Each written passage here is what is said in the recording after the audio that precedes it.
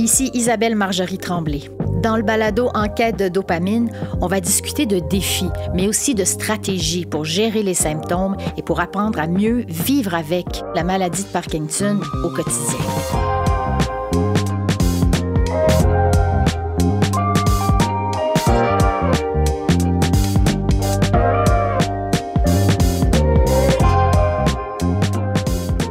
Bonjour, mon nom est Isabelle Marjorie Tremblay et je vous souhaite la bienvenue dans le balado de Parkinson Québec, Enquête de dopamine, dans cet épisode exclusivement consacré à l'activité physique et à la motivation pour bouger qui est parfois manquante chez certaines personnes atteintes de la maladie de Parkinson. Alors, sans plus tarder, j'aimerais vous présenter mes invités. Martine Lauzé, bonjour. Bonjour. Vous êtes kinésiologue de formation, chargée de cours à l'UQAM pour le cours Activité physique chez l'adulte en situation de handicap. Vous avez travaillé dans un laboratoire de recherche consacré aux troubles du mouvement. En 2015, vous avez aussi fondé avec 3 autres collègues Neuromotrix. C'est une PME spécialisée en activité physique adaptée. Neuromotrix a comme mission d'améliorer la qualité de vie des personnes qui vivent avec un trouble neurologique, dont la maladie de Parkinson. Pour vous, chaque personne mérite de profiter de la vie à son plein potentiel et pour ça, vous travaillez à offrir à tous et chacun la possibilité de se sentir mieux physiquement et mentalement.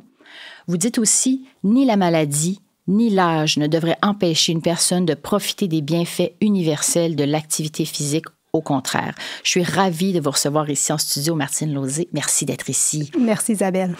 Et avec nous en studio pour discuter d'activité physique, je reçois Anne McIsaac.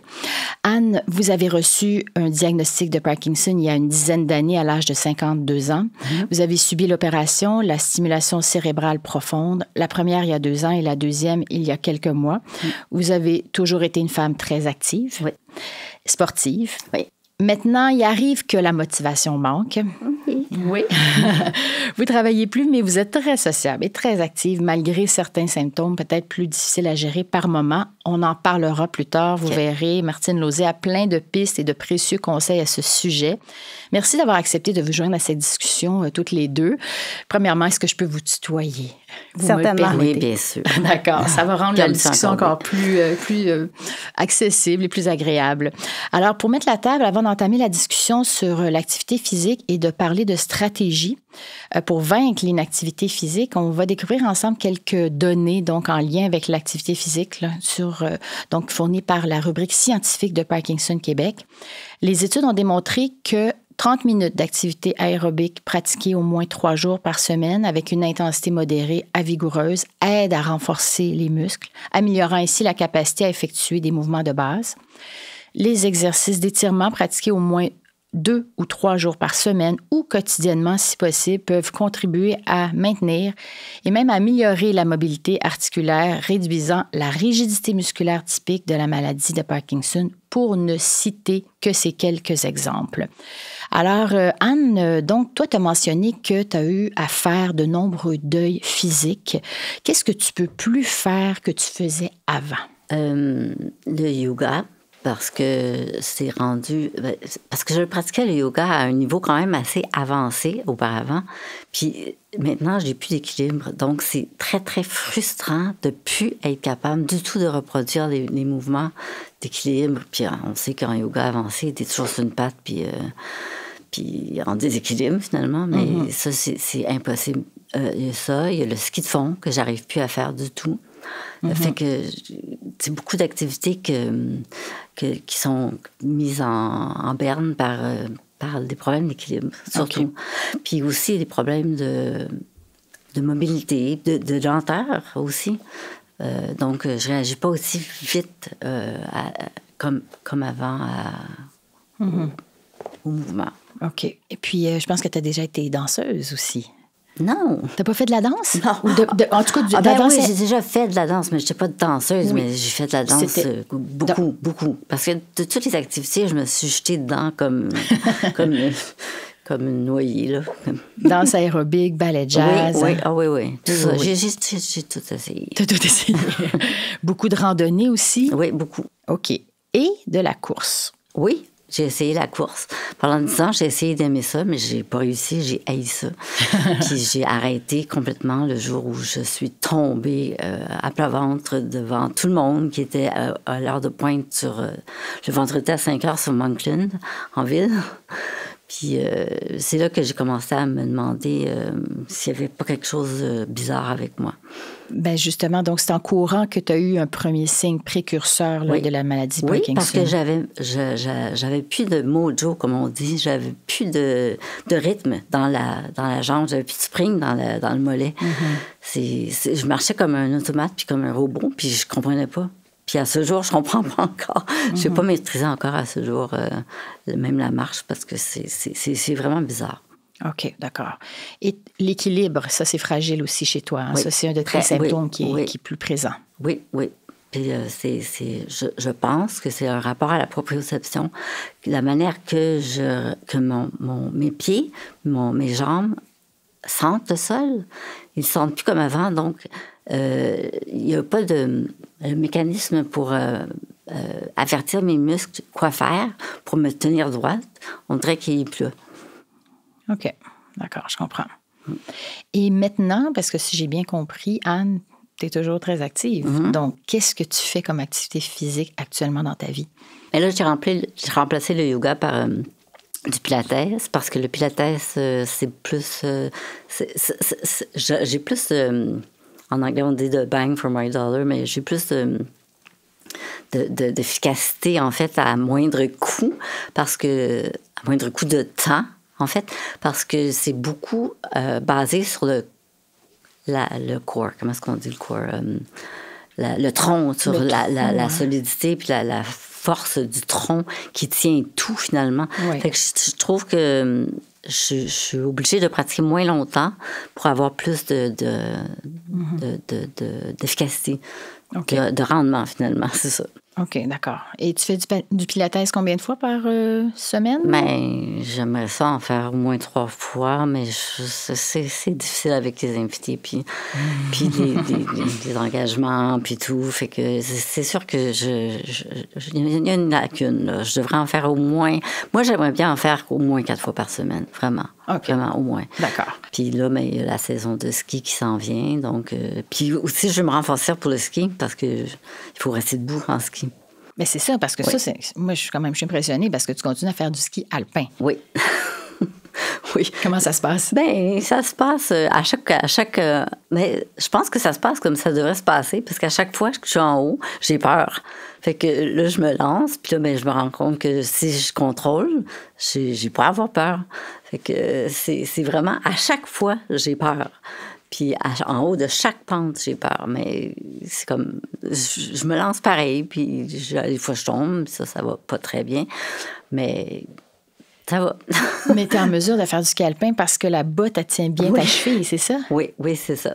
La botte, elle embrasse tout le mollet, puis la cheville, puis tu es pris après les grands bâtons de ski. Pas les bâtons comme ça, mais les skis qui représentent les skis, finalement. Ouais. Fait que oui, c'est comme ça que ça me tient. Ouais. Puis raquettes, ski de fond, ça... ski de fond, c'est plus possible parce que c'est beaucoup trop précaire. Mm-hmm. Je tiens pas, ça sert à rien. Je sais même plus. J'ai fait 2 ans que j'essaie d'arrêter parce que ça, c'est vraiment trop frustrant. Parce que c'est fatigant, hein, de toujours tomber puis de se lever. C'est vraiment fatigant. Mm-hmm. Fait que je faisais plus ça que ça. Fait que, là, tu me montres avec ces mains que tu faisais plus en bas, en haut, okay. que d'aller de l'avant. Finalement, tu faisais des squats toujours. Ben oui, c'est ça. Fait que c'était vraiment plate. Des squats dans la neige, c'est pas le fun. Est-ce que la motivation est en chute libre dans ton cas, Anne? Oui, la motivation est en chute libre parce que je ressens pas l'effet, le bienfait finalement, aussi fort, aussi, de façon aussi nette qu'avant. J'ai l'impression que je suis toujours en train de courir après ma balle, puis que la balle, elle prend plus de distance avec moi, puis que de plus en plus loin, puis malgré que je cours de plus en plus fort. Fait que, ouais. Parce que des fois, tu as tendance à te garrocher, là. C'est ça que tu m'expliquais. Là. Ouais. Tu sens que tu as un regain d'énergie, alors là, tu en fais peut-être presque trop, oui, et ensuite, le lendemain... Le lendemain, je paye. Le lendemain, je suis fatiguée. Parce que je ne sais pas comment doser. Je ne sais pas si Martine va avoir des réponses à ça, mais oui. Je ne sais pas, moi, dans mon corps, aujourd'hui, comment je suis par rapport à hier ou demain.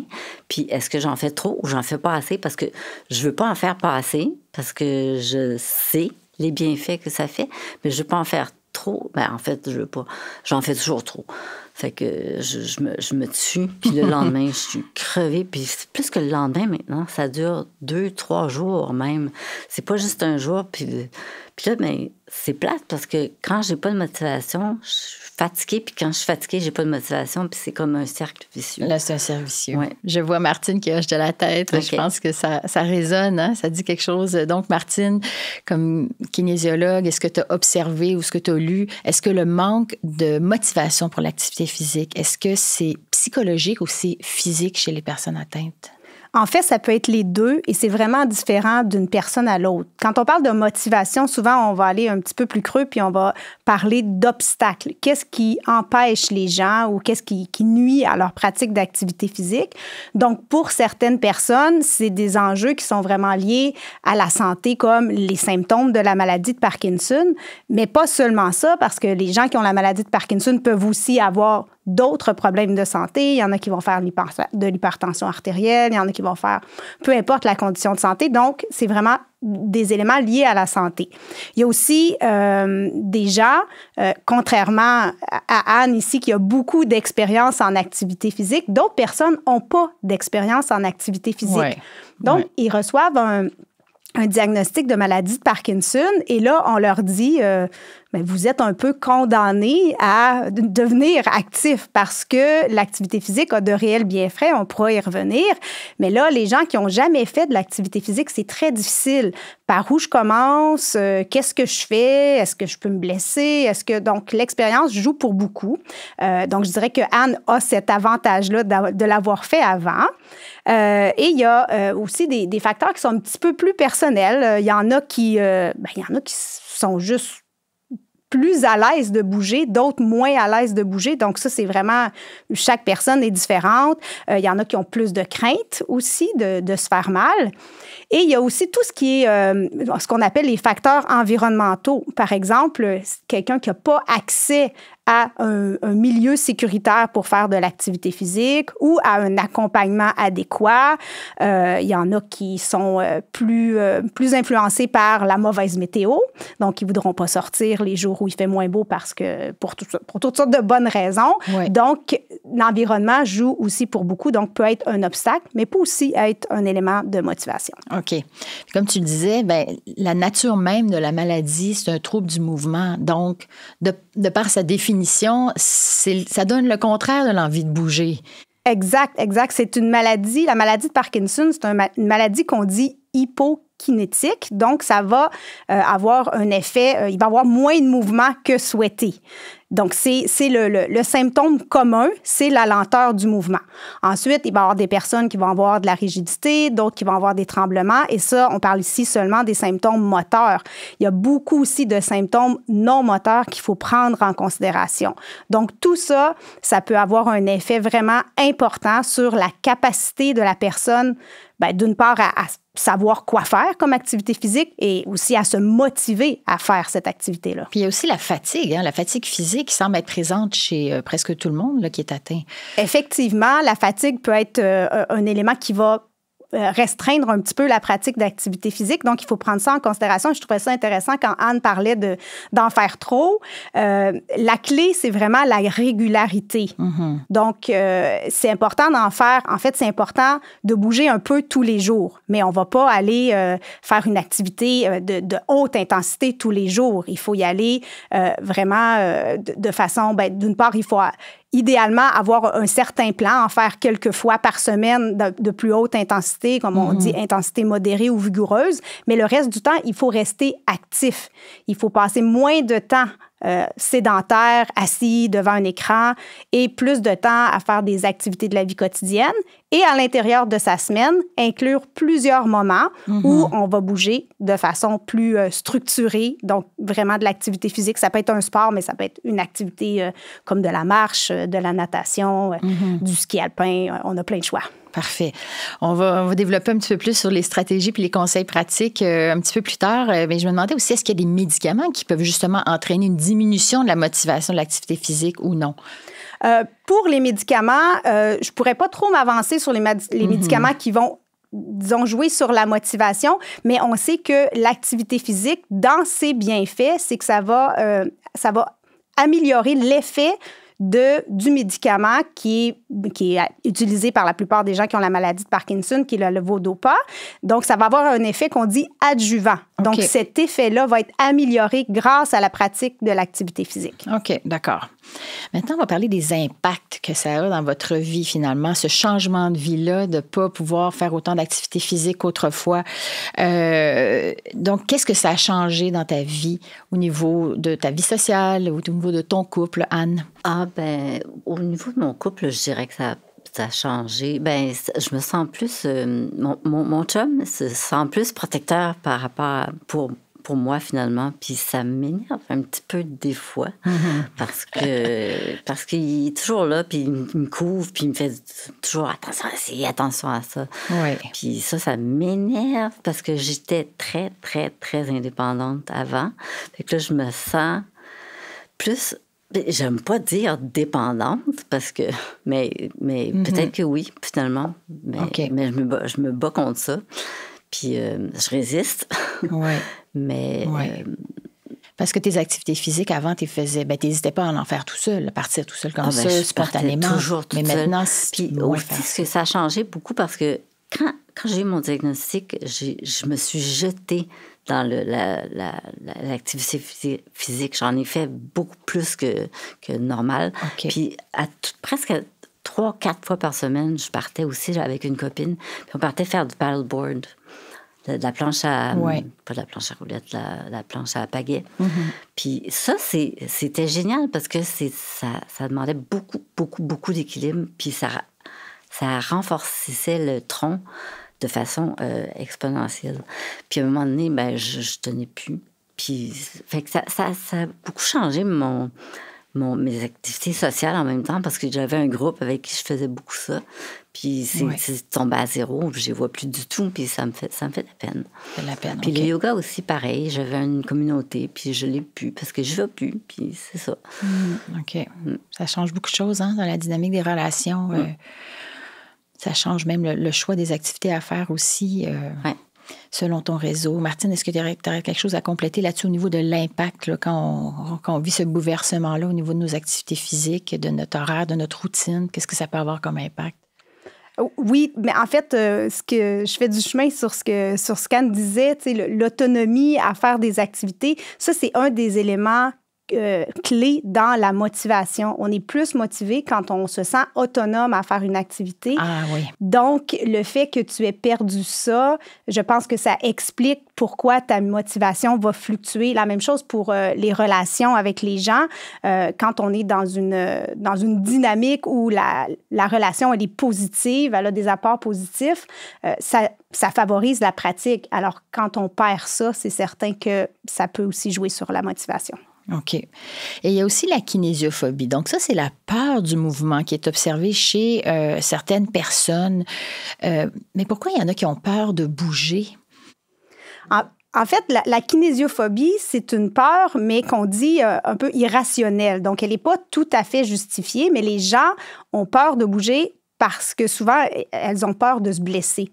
Elles ne savent pas quoi faire, elles ont peur d'avoir mal ou elles ont peur des conséquences négatives. Donc, quand un petit peu plus tôt, tu parlais de fatigue, il y en a qui vont s'empêcher de bouger par peur de créer une fatigue. Ah oui, qui n'est pas souhaitée parce qu'ils se sentent déjà fatigués. Mais c'est pas tout à fait justifié parce qu'en fait, l'activité physique, quand elle est pratiquée peut-être de façon dosée, je pense à Anne, donc de façon dosée, ça a l'effet contraire, c'est-à-dire que ça va donner de l'énergie. Ça va favoriser un meilleur sommeil. Donc, quand on dort mieux, on a bien évidemment une meilleure journée le lendemain. Donc, ça joue sur le niveau d'énergie positivement. OK, parfait. Anne, est-ce que tu aurais quelque chose à ajouter là-dessus? Je suis 1000% d'accord. Je sais, pour l'avoir pratiqué de façon intime, que l'activité amène de l'énergie. Puis oui, de façon modérée, là, mais des fois, je me force à faire de l'activité physique, même si je suis profondément fatiguée, puis je me sens mieux après. Vraiment, c'est immédiat comme effet. En fait, c'est un médicament. L'activité est un médicament, dans certains cas. Vraiment. On aime ça, hein, ce qu'on entend? Oui, je suis tout à fait d'accord. Mais c'est vraiment vrai. J'aimerais tellement ça que tout le monde comprenne ça, qu'il s'essaye au moins, qu'il fasse un petit peu, bouger un petit peu pour voir que de profiter de l'effet immédiat, finalement. Puis comme ça, il en ferait un petit peu plus à chaque jour. Puis un petit peu à chaque jour, ça peut mener, je crois, à beaucoup de belles heures dans ton corps.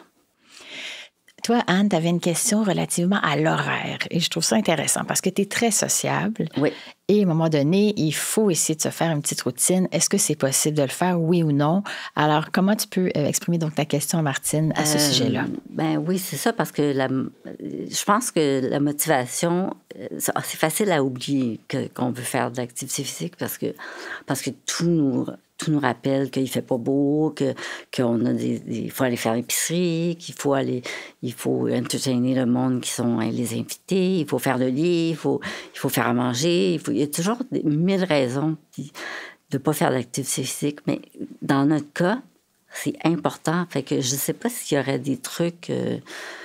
Il y a plusieurs petits trucs et je vais commencer par te prendre au mot. Tu m'as dit tantôt, l'activité physique, tu nous as dit ça, que ça devrait être comme un médicament. Alors, le médicament, on ne se pose jamais la question, est-ce que je dois le prendre? Si on se fait prescrire un médicament à prendre tous les matins à 8 heures, on ne se pose pas de questions, on le prend. Donc, l'activité physique, ça devrait être la même chose.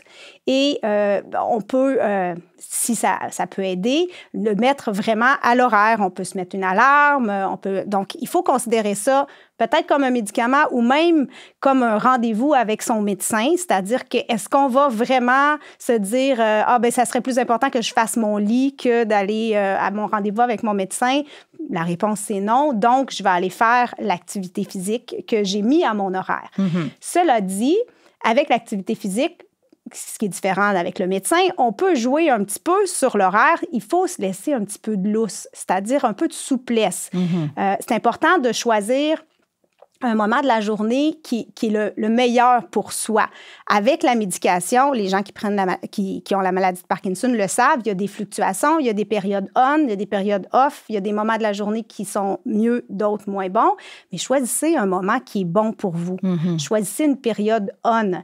Ça ne sert pas à grand-chose. En fait, ça ne sert à rien d'aller se forcer à aller le faire dans une période off. Ça va être désagréable, ça va être plus difficile et vous n'aurez pas plus de bienfaits. Donc, choisir le moment de la journée puis se laisser un petit lousse. Si j'ai pris mon médicament, normalement, après une demi-heure, j'ai de l'effet. Là, aujourd'hui, ça prend 45 minutes. Reportez ça de 15 minutes, mais faites-le. J'aurais quelque chose à ajouter aussi à ça. Il y a la perception de notre entourage immédiat. Pour eux, ils ne comprennent pas comment on se sent dans notre corps. Fait que l'activité physique, pour eux, c'est pas si important que nous. Fait qu'il y aurait ça à partager à nos proches aidants ou à ton chum ou ta mère ou les gens avec qui tu habites. Je pense qu'il faut que ça passe avant tout. Puis il faudrait que les gens comprennent que là, il faut que j'aille faire mon activité physique. Fait qu'on ira plus tard faire l'épicerie. Bien, Anne, tu le verbalises tellement bien. Oui. Puis je pense que si tu le faisais, les gens auraient une perception tout autre de ça. C'est-à-dire que, wow, Anne, elle est vraiment disciplinée. Puis ça donnerait l'exemple à d'autres. On n'a pas besoin d'avoir la maladie de Parkinson là, pour faire de l'activité physique. Ouais. C'est important, et moi, je dirais même essentiel pour tout le monde. On en a besoin encore plus quand on vieillit parce qu'on perd de la force musculaire, on perd des capacités cardiovasculaires, etc. Donc, c'est essentiel pour tout le monde. Donc, si tu arrives à faire ça, Anne, tu vas juste être un exemple pour tout le monde autour de toi. Pour tout le monde.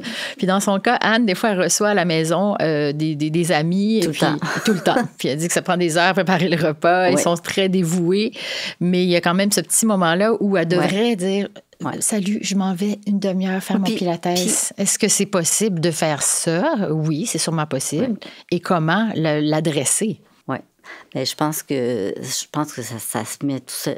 c'est comme tu dis, prendre ton médicament, aller voir ton médecin, ça s'explique. Ça fait partie de mon hygiène de vie. Je dois aller prendre ma douche, je dois aller faire mon exercice physique. Il y a personne qui s'insurge parce que tu veux prendre ta douche. Fait que... Mais non. Heureusement. Non, au contraire. Fait que ça devrait être la même chose avec l'activité physique, puis ça devrait être...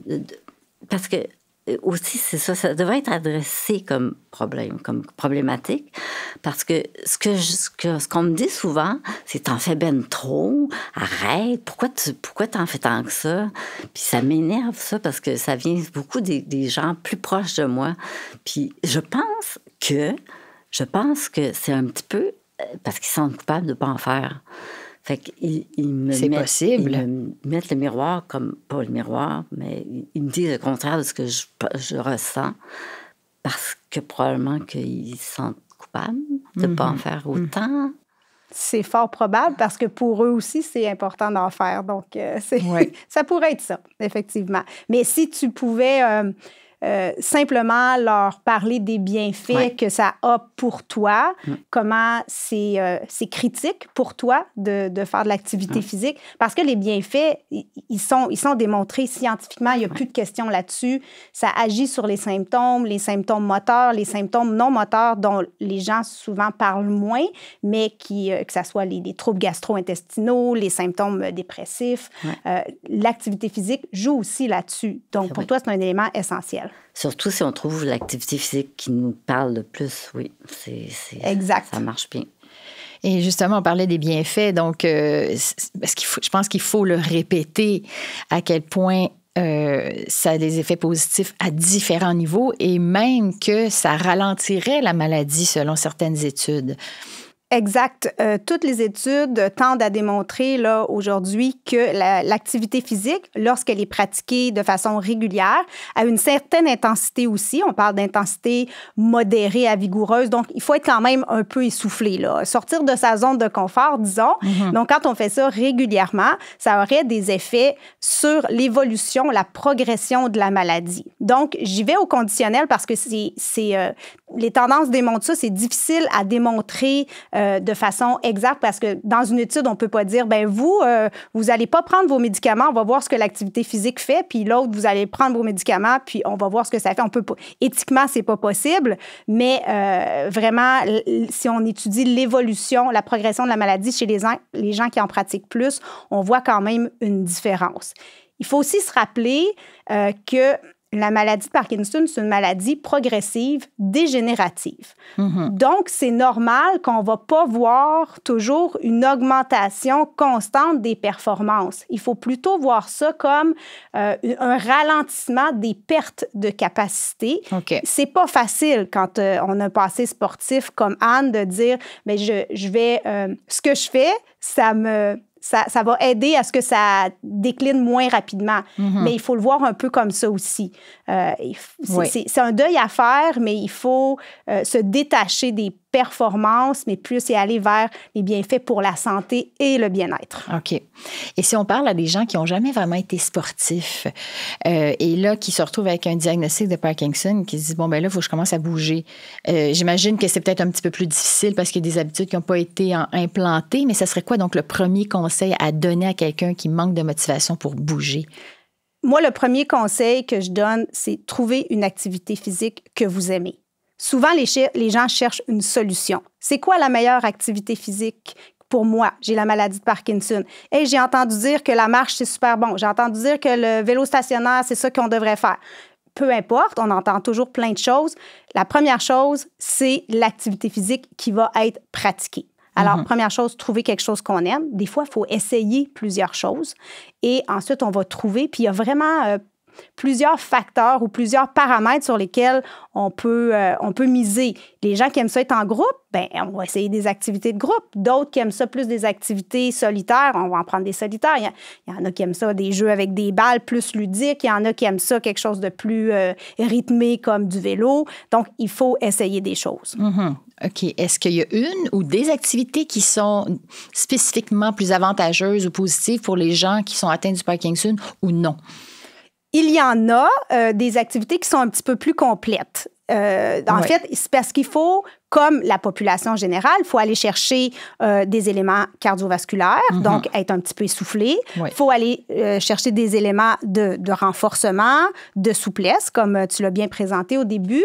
Mais en plus, avec la maladie de Parkinson, comme Anne l'a bien évoqué, le côté équilibre, et ce qui est souvent aussi lié à la coordination, va être perturbé. Donc, on veut aller travailler ça. Pour améliorer l'équilibre, il n'y a rien de mieux que de se mettre en déséquilibre.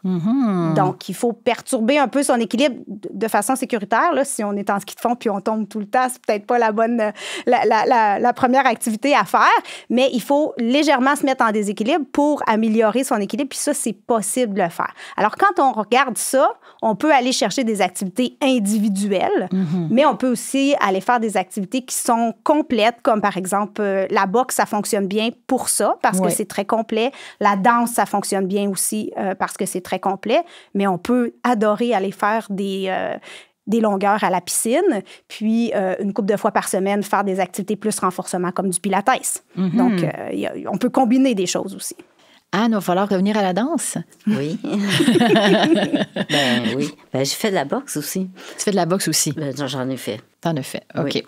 Mais oui, la boxe, c'est comme la danse, en fait, parce que tu suis des routines, des routines, des chorégraphies, puis sont commandées. Fait qu'il faut que tu te rappelles. C'est très bon pour la coordination. Là, je fais le mouvement de la boxe. Là. Oui, c'est ça. Là. Mais encore faut-il y trouver du plaisir. Donc, c'est ce qu'il faut. Si la boxe, on dit c'est très bon, mais qu'on ne trouve pas ça intéressant puis qu'on n'a pas envie d'en faire, on change puis on trouve autre chose. C'est vraiment bizarre parce que quand j'ai commencé la boxe, il y a peut-être assez avant ma première opération, ça fait peut-être 1 an avant. J'aimais ça comme une folle. Je frappais là, comme si j'étais enragée. Puis j'aimais ça, puis j'étais super bonne. Il paraît que j'avais... Mon surnom, c'était Mini Tyson. Il paraît que j'avais un super bon punch. Moi, je sais pas, je n'avais jamais fait avant. Mais aussitôt que j'ai été opérée, je sais pas, c'est très anecdotique ce que je dis là, mais j'ai perdu le goût de fessier. Ah oui? Oui, Mon je sais Dieu. pas. Oui. Je suis retournée à un moment donné, je suis retournée après mes 6 mois de stop. Je suis retournée, puis j'avais complètement perdu la hargne. Fait que je sais pas. Ah. Puis la danse, j'en ai fait, c'est vrai, je pense à ça, j'en ai fait récemment, plus en yoga, plus la danse expressive. Puis là aussi, j'étais frustrée parce que j'arrivais pas à faire avec mon corps ce que je faisais avant. Mais la danse, j'en ai pratiqué quand j'avais 20 ans. Fait que j'étais pas mal plus en forme juste par rapport à l'âge. Mais Il y a toute cette notion-là, en fait, de deuil pour ceux qui étaient sportifs avant. Puis Martine, tu me parlais d'essayer autre chose, justement, de commencer à zéro, peut-être autre chose, pour pas avoir toujours un élément de comparaison. C'est ça. Ça peut être un petit truc. On peut miser sur ce qu'on a fait et ce qu'on aime faire. Ça peut fonctionner, mais des fois, ça fonctionne pas. Puis on peut essayer d'enlever les repères qu'on a par rapport aux résultats qu'on avait dans le passé pour se dire, je recommence à zéro, je peux pas comparer mes performances, j'en ai jamais fait. Voilà. Donc, d'essayer quelque chose de nouveau, ça peut fonctionner.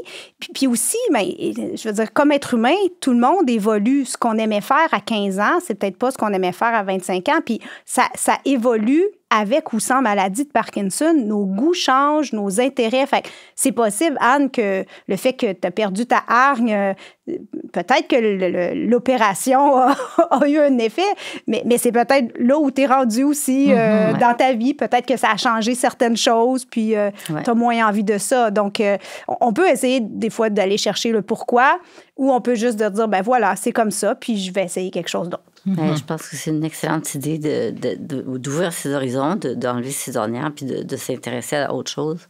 Oui, je vais voir ça. Note. Je vais me mettre là-dessus. Ouais. On parlait aussi de se donner des plus petits objectifs, parce que parfois, c'est vraiment juste le début, la motivation, le petit coup de pied au derrière qui nous manque, puis on commence et après 10 minutes, finalement, on peut avoir des surprises, puis on est capable d'aller un petit peu plus loin que ce qu'on pouvait le prévoir. Hein? Oui. Tu sais, quand on écoute les recommandations que tu as données au début, des fois, ça peut avoir l'air gros pour certaines personnes. Oui, c'est ça. Hein, donc, passer de 0 à 150 minutes d'activité physique dans une semaine, c'est beaucoup. Et c'est pas recommandé. On risque de se blesser, on risque de perdre notre motivation si c'est écrit dans le ciel, là. Donc, il faut y aller vraiment progressivement, par petites bouchées. Donc, on y va. Et quand on n'est pas certain, mais de se faire accompagner par des gens comme des kinésiologues, qui peuvent accompagner dans l'atteinte de ces objectifs-là. Donc, mais tout le monde peut arriver à atteindre ces objectifs-là. Il faut se donner un peu de temps. Il faut y aller aussi avec la tolérance individuelle. Il y en a qui vont progresser plus rapidement, d'autres un peu moins rapidement. C'est tout à fait correct. Donc, on peut aller vers ça, mais c'est ça. Puis aussi, il faut ajuster nos objectifs au jour le jour. Le plus important, là, c'est de mettre ça à l'horaire puis d'y aller. C'est pas de la motivation, ça, c'est de la discipline. Il y a une grande différence. Oui. Et il faut pas attendre le bon moment pour commencer. Tu sais, quelqu'un qui dit « Ah ben moi, j'aimerais ça commencer telle activité. Ça commence juste le 1er décembre. » OK, bien, si tu as vraiment l'intention de commencer de l'activité physique, attends pas le 1er décembre. Commence demain. Commence demain par une marche de 5 minutes peut-être. Mais le mettre à l'horaire et le faire. Donc ça, c'est plus de la discipline que de la motivation. Mais moi, un truc que je donne et que j'applique à moi-même, c'est que, tu sais, des fois, ça me tente pas d'y aller. Bien, je me dis, OK, j'avais prévu faire telle chose, je vais y aller, mais je me donne la liberté d'arrêter. Donc, je vais y aller. Moi, je suis une adepte de la course à pied, mais ça me tente pas toujours d'aller en faire. Fait que là, je me dis, je vais y aller. Si après 10 minutes, j'ai plus envie, j'arrête, je retourne de bord, je m'en vais chez moi. Bien, c'est rare qu'après 10 minutes, je retourne de bord, je m'en vais chez moi, mais c'est déjà arrivé. Mais j'ai respecté ce que j'avais besoin cette journée-là, puis je suis retournée de bord, puis j'en ai pas fait. Bien, c'est la barre, hein, c'est ça, de nos objectifs. Oui, Anne, je te vois hocher de la tête. Je trouve ça excellent de dire que c'est de la discipline, c'est pas de la motivation. Je note aussi.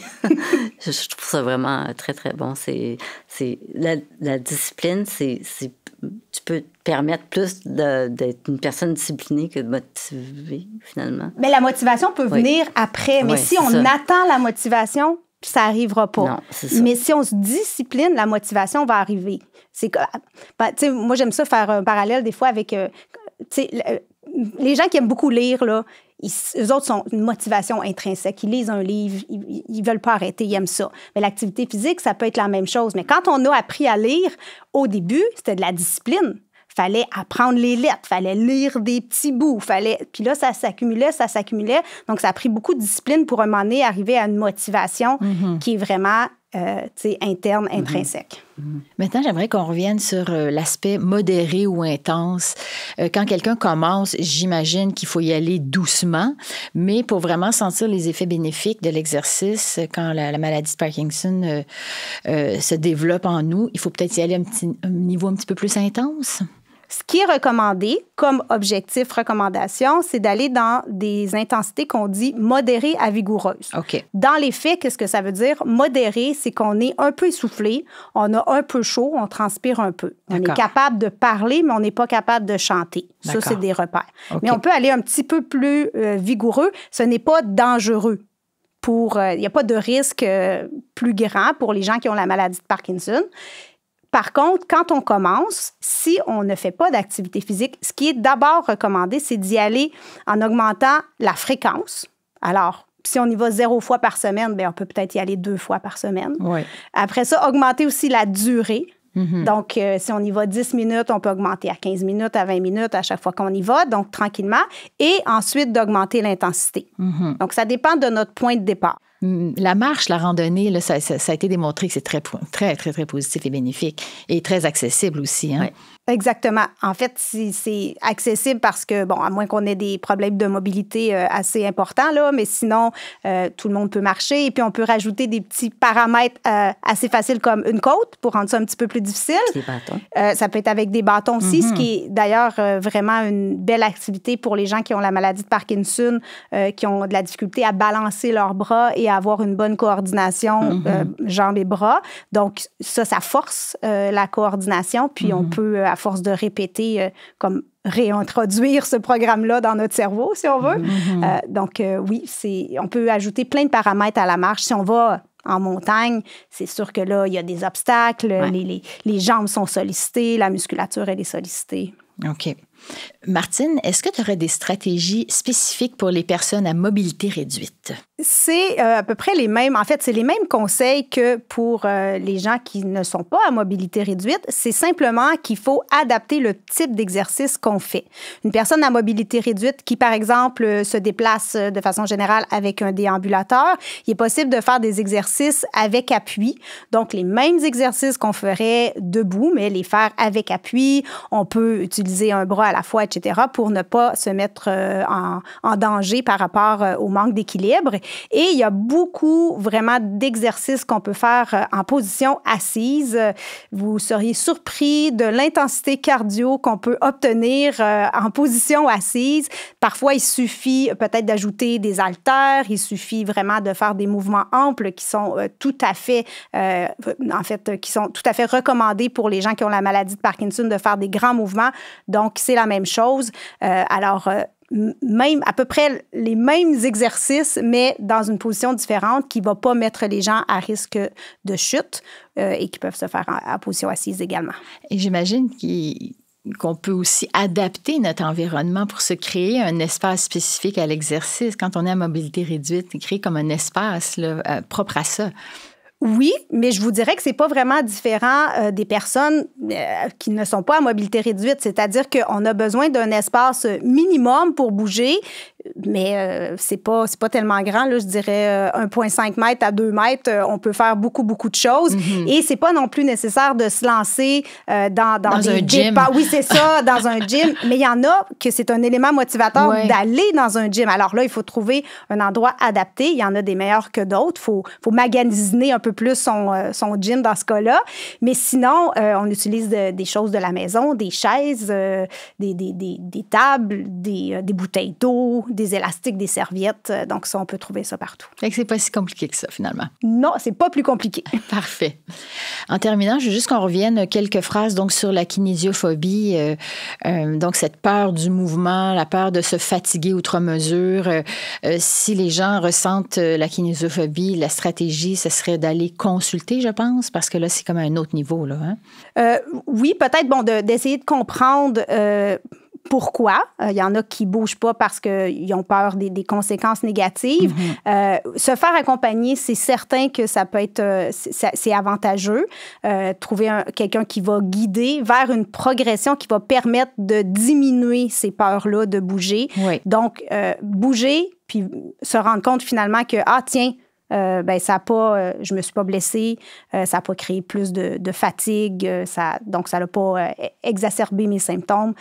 Donc, de se faire accompagner dans cette progression-là, mais dans ce cas-là, c'est vraiment d'y aller progressivement. Progressivement, d'accord. Mm-hmm. Maintenant, on ne peut terminer cette discussion sans parler des ressources de Parkinson Québec. Donc, Martine Lauzet, est-ce que vous avez des pistes donc, pour les auditeurs? Oui, avec Parkinson Québec, il y a une panoplie d'activités qui sont proposées. Il y a des séances d'exercices de différents niveaux, de différents types qui sont disponibles en ligne. Les gens peuvent les faire quand ils veulent, sur demande. Ils vont juste cliquer puis ils vont suivre la vidéo. Il y a plusieurs niveaux et tout. Oui. Et sinon, je sais aussi que dans les différentes régions, dans les différentes régions des sections Parkinson, il y a aussi des activités. Donc, il s'agit d'aller voir un petit peu aussi qu'est-ce qui s'offre localement. Très bien. Donc, on peut aller voir le site web de Parkinson Québec, les réseaux sociaux. Martine Lauzet, vous êtes kinésiologue et cofondatrice de la clinique Neuromotrix, et Anne McIsaac qui vit avec la maladie de Parkinson depuis plus de 10 ans. Merci beaucoup de cet échange fort stimulant. C'est ainsi que se termine l'épisode Vaincre l'inactivité physique et garder la motivation du balado en quête de dopamine. Ce balado est rendu possible grâce à la participation financière du gouvernement du Québec dans le cadre du programme Québec Amis des aînés. Pour plus d'informations sur la maladie de Parkinson, vous pouvez contacter la ligne d'information et de soutien au 1-800-720-1307 ou visiter le site web au www.parkinsonquebec.ca. Mon nom est Isabelle Marjorie Tremblay. Merci beaucoup d'avoir été là.